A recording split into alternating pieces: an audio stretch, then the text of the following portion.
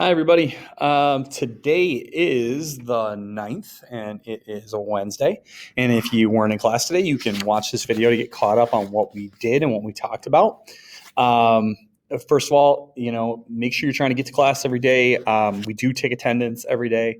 And I know that getting the work done for the day is kind of the main goal. But, you're missing out a little bit on extra discussion and stuff like that. So do your best to be here every day. Really quick, we'll start guys out with we did pop culture trivia today.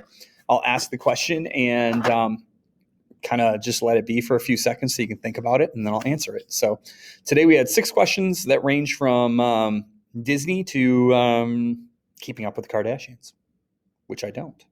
Okay, first, what was the name of the very, very first full-length Pixar movie? 3, 2, 1. It was Toy Story. Second one, Major League Baseball question. Who is the all-time home run leader in Major League Baseball history? We'll dance. 3, 2, 1.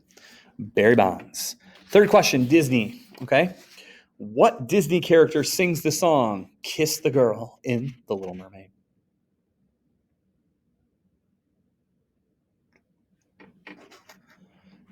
Three, 2, 1. Sebastian. Number 4, question that met with great debate today in class. How many Fast and the Furious movies have been released so far?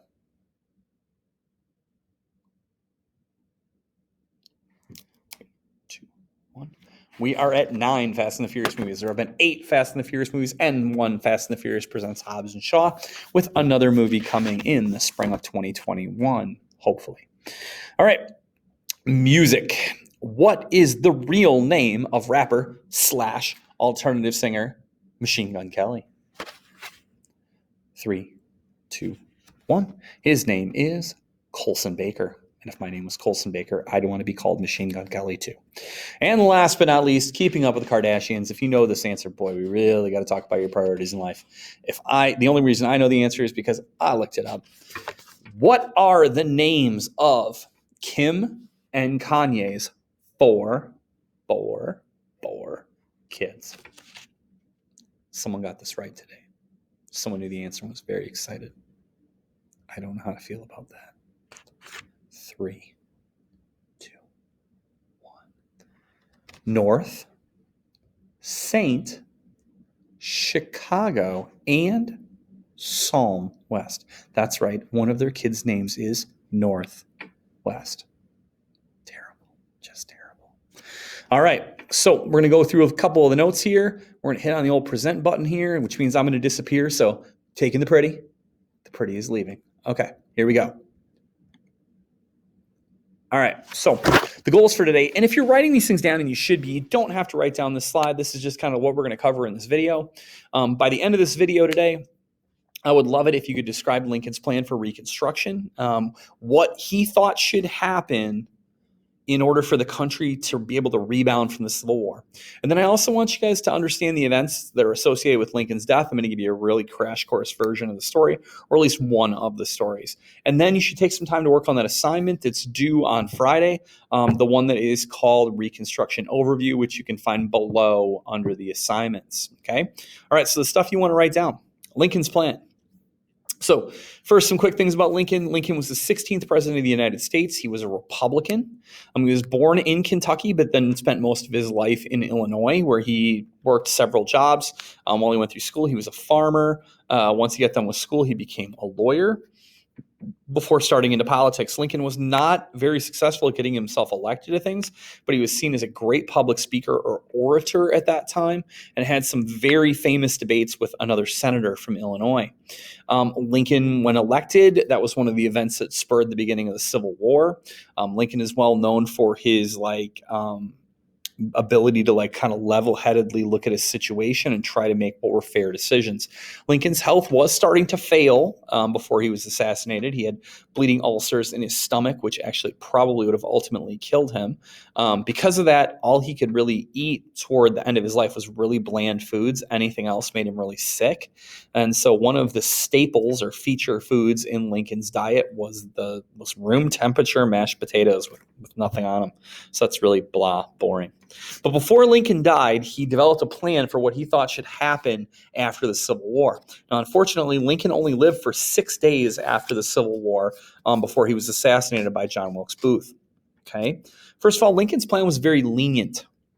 Now, if you're not familiar with that word, lenient means kind of easier or laid back. Lincoln didn't really believe in harshly punishing the South, although there had been a war. He felt that the damage from the war and a lot of the cost of repairing would be enough of a punishment. Lincoln wanted to bring the country back together with some requirements that the South would have to follow, but he wanted the requirements to be realistic and not extend the problem further. Lincoln's plan had 3 parts. The first part was called an oath of loyalty. Lincoln believed that people in southern states should have to say they were sorry and swear loyalty to the United States. Now, Lincoln knew that everyone wouldn't do this, and so he set his number really low. Only 10% of the citizens of a state had to say they were sorry in order for them to be readmitted to the United States. Now, if you think about that's really low. That's 10% is 1 out of 10. That means if I had 30 people in a class and they all did something really horrible, everybody shot at me, everybody missed, and I sent them all to the office, and the principal said 10% of them have to say they're sorry. Out of 30, that's only 3. And they don't even have to mean it. And then I've got to let everybody else back into the room. The other 27 might still want to kill me, but it doesn't matter. So the oath of loyalty was very simple, very, very lenient. Lincoln also believed that the slaves should be freed, that the 4 or so million slaves should be freed. Now, he put this into the 13th, what eventually would be passed as the 13th Amendment. Good time to review. The 13th Amendment freed the slaves. The 14th Amendment provided people with citizenship, and the 15th Amendment gave all men the right to vote except for Native Americans. Okay, important to know those. So you might want to make sure you write those down. Again, free the slaves and that. Now, it didn't say anything about what rights to give them or how to protect them, but it was free the slaves. And last but not least, the third part of Lincoln's plan was the Freedmen's Bureau had to be started in a state. Now, I'll get into what that does in a second. Once a state took the oath of loyalty, freed their slaves, and started the Freedmen's Bureau, they could become a state again. They got their star back on the flag. They could have members in Congress and were officially back and could vote and all those things. Now, the Freedmen's Bureau that Lincoln was pushing for was designed to provide education and protection to needy whites and freedmen at the time.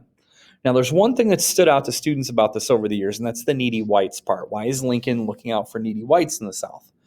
And plainly and simply, most historians believe that Lincoln was trying to offer something that could help both sides so that neither side would get mad.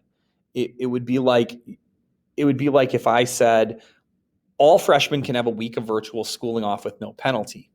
And that was it. The sophomores, juniors, and seniors might get mad. But if I said all freshmen and anyone who needs to take a break can have a week off of virtual schooling, then everybody might be happy. Now, Lincoln believed that education should be basic, reading, writing, the things that you basically need to be able to get through back then, and then to try to protect people from racism, which is just unfortunately impossible because people couldn't be there. The Freedmen's Bureau couldn't be there all the time to stop every problem. Unfortunately, though, Lincoln's plan dies with him 6 days after the war. Lincoln was assassinated by John Wilkes Booth, who was a famous actor at that time. Now, take in mind, not movies, plays, at a place called Ford's Theater.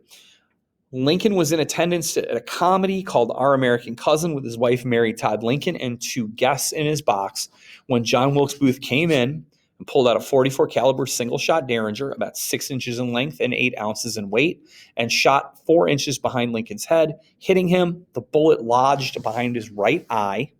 Lincoln died the next morning across the street with doctors and surgeons trying to stop the bleeding. Unfortunately, they couldn't, and so the 16th president of the United States died.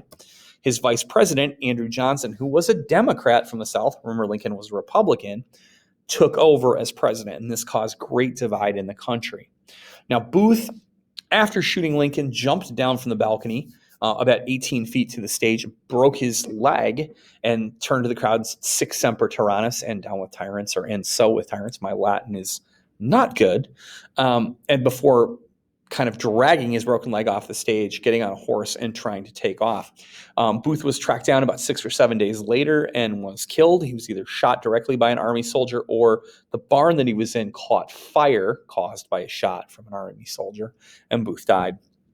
Lincoln was laid to rest about 2 weeks later in Illinois, after being laid in state in Washington. That means put where he could be publicly viewed.